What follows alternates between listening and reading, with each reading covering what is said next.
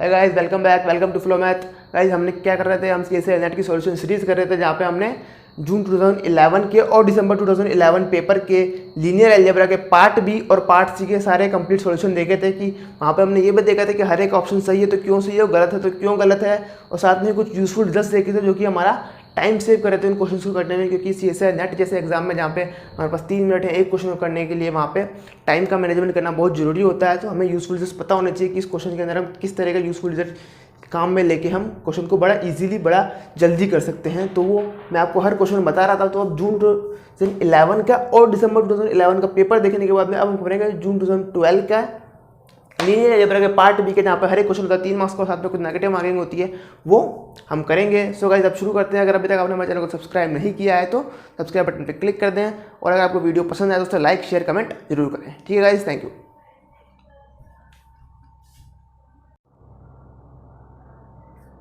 So guys question है, late a, b be an equation matrix in which of the following holds। पहला है कि rank of a plus B is equal to rank of a plus rank of b। Second is rank of a plus B less than equal to rank of a plus rank of b। Third is rank of a plus b is equal to minimum of rank of a rank of b। And fourth is rank of a plus b is equal to maximum of rank of a और rank of b। सो हमें check क्या करना है, हमें a plus B का मतलब दो square matrix के जो सम मैट्रिक्स बन रहा है उसका रैंक कंपेयर करना है बाकी दो की जो मैट्रिक्स थी, मतलब a और b की रैंक से। सो यहाँ पे ये बोल रहा है कि जो रैंक होगा सब मैट्रिक्स का वो उन दोनों मैट्रिक्स के सम की रैंक के इक्वल होगा।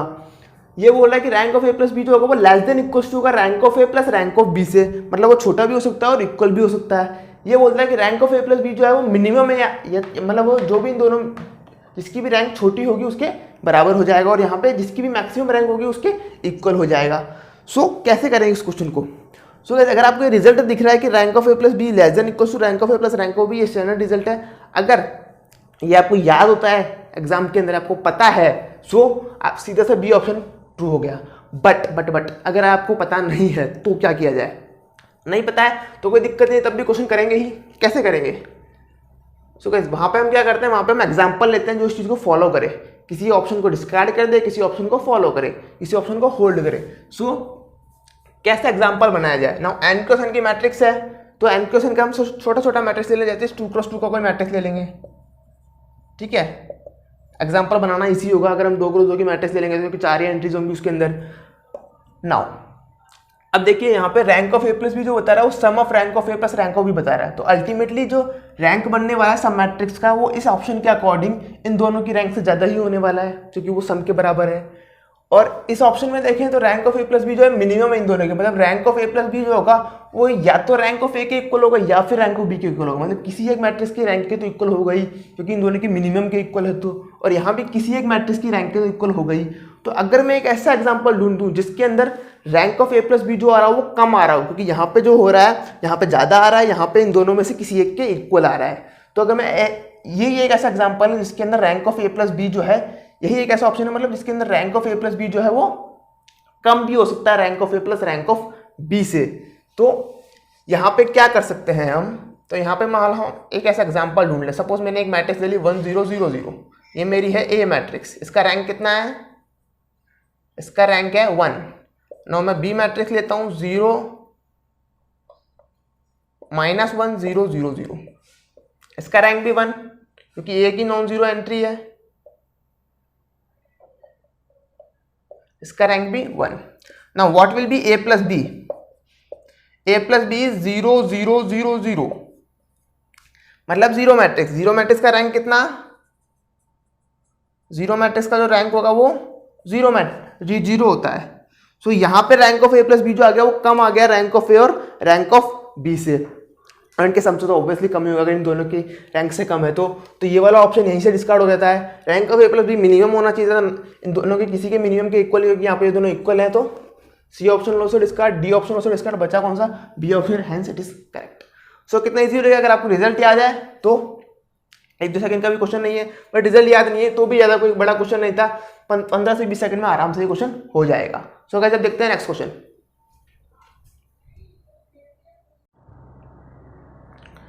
सो next question is let m equals to tuple में है a1, a2, a3 such that ai belongs to 1 2 3 4 and a1 plus a2 plus a3 equals to 6, then number of elements of m is 8 9 10 12।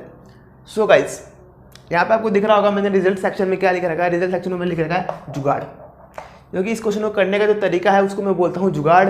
हम यहाँ पे करने वाले जुगाड़ से, और हम इंडियन से यार जुगाड़ लगाना बड़ा आराम से आता है, ठीक है। हमारा जुगाड़ लगाने का भी एक तरीका होता है। सो तरीका क्या है, वो तरीका जानने से पहले हमें जानना पड़ेगा कि जुगाड़ लगाना किस चीज़ पे है।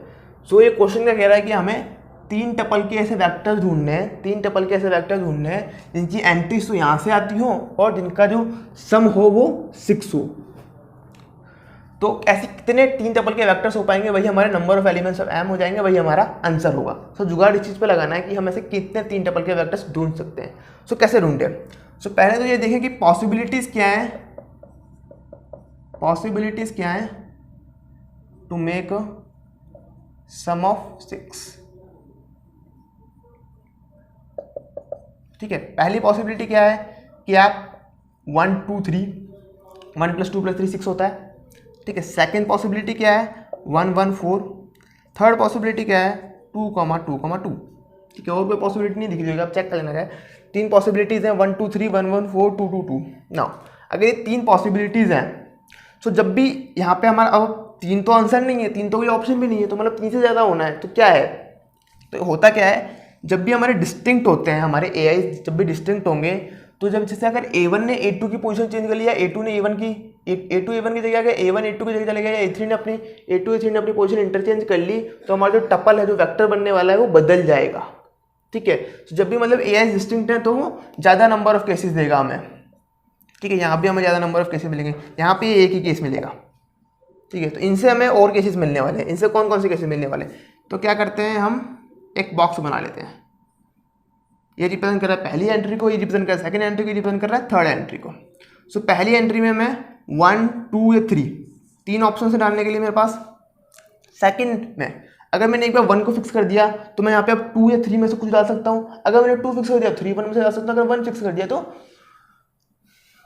3 फिक्स कर दिया तो 2 या 1 में से कुछ डाल सकता हूँ। सो यहाँ पे मेरे पास 2 ही ऑप्शन बचे, ठीक है। अब यहाँ पे अगर मैंने अब 1 को फिक्स कर दिया या 2 को फिक्स कर दिया, 3 को फिक्स कर दिया, तो मेरे पास अब यहाँ पे क्या बचा कि एक ही ऑप्शन बचा।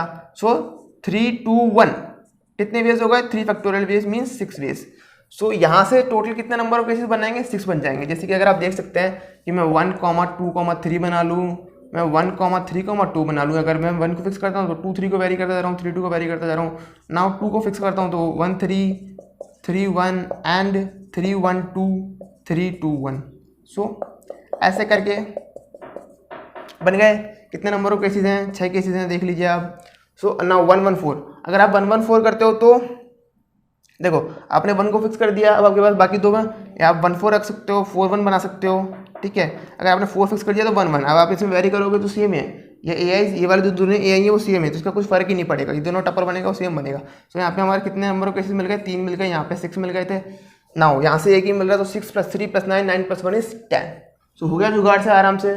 कुछ नहीं किया हमने, देखा कि पहले किनसे हम सम बना सकते हैं, कोई एक ऑर्डर टपल जिससे हम 6 बना सकते हैं, तो उससे देख लिया और फिर धीरे धीरे जितनी पॉसिबिलिटीज थी वो सारी बनाते गए और उसको कितने तरीके से वो पॉसिबिलिटी वेरी कर सकती है वो देखा और उससे क्वेश्चन हमारा इजीली हो गया। सो गाइस अब चलते हैं नेक्स्ट क्वेश्चन के ऊपर।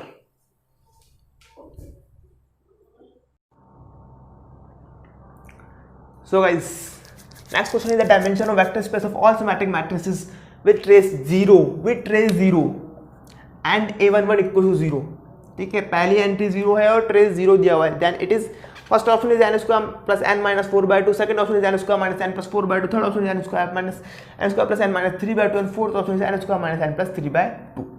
सो हमें करना क्या है, हमें डायमेंशन निकालना है उस वेक्टर स्पेस का जो कि सिमेट्रिक मैट्रिसेस को कंटेन करता है एज एन एलिमेंट, जिसके साथ में ट्रेस 0 हुए। 2 कंडीशन अप्लाई किए, क्या कि पहला ट्रेस 0 होगा, सेकंड इज कि फर्स्ट एंट्री जो है वो 0 है। सो इसके जो रिजल्ट यूज लेने वाले हैं वो मैंने लिखा हुआ है कि dimension of symmetric matrices is equal to n² + n/2, जहाँ पे a जो है वो हमारे पास सिमेट्रिक मैट्रिक्स दी हुई है n + n की।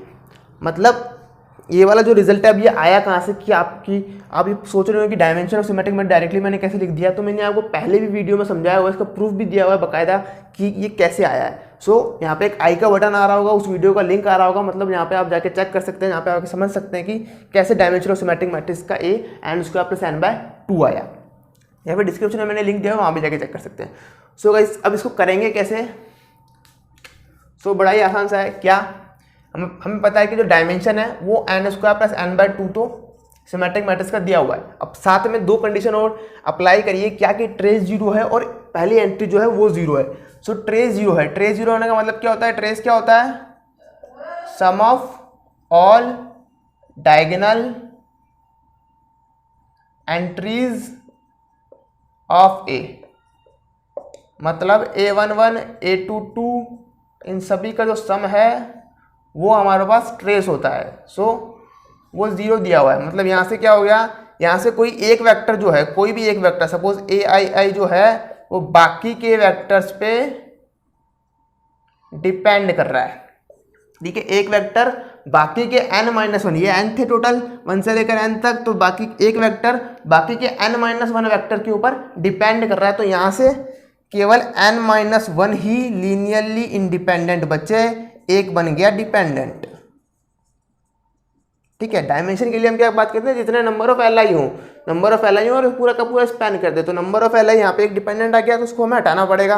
सेकंड थिंग हमें दी हुई कि A11 जो है वो जीरो है, मतलब A11 जो है वो हमारी मर्जी से इंडिपेंडेंटली वेरी नहीं कर रहा, वो वेरी कर रहा है जो हम फिक्स कर चुके हैं A11 इक्वल्स टू जीरो, मतलब वो फिक्स्ड है, वो वेरी ही नहीं कर रहा। सो यहाँ से एक और कम हो गया, एक और डिपेंडेंट बन गया।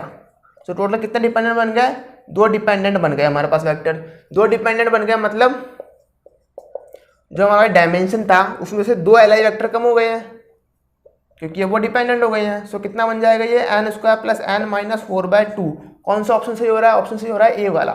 सो A option is correct. So कितना इजी हो गया क्योंकि आपको रिजल्ट पता था और केवल आपको चेक करना था कौन सा एल आई है और कौन सा एल डी है। एल आई और एल डी अगर आपको नहीं पता है तो वो भी मैंने एक वीडियो के अंदर क्लियर किया हुआ है कि क्या एल आई वैक्टर्स होते हैं, क्या एल डी वैक्टर्स, साथ में एग्जांपल से भी क्लियर किया हुआ है। उसका भी आपको यहाँ पे आई बटन में आ रहा होगा, डिस्क्रिप्शन में लिंक दिया हुआ है, वहाँ पे जाकर आप चेक कर सकते हैं।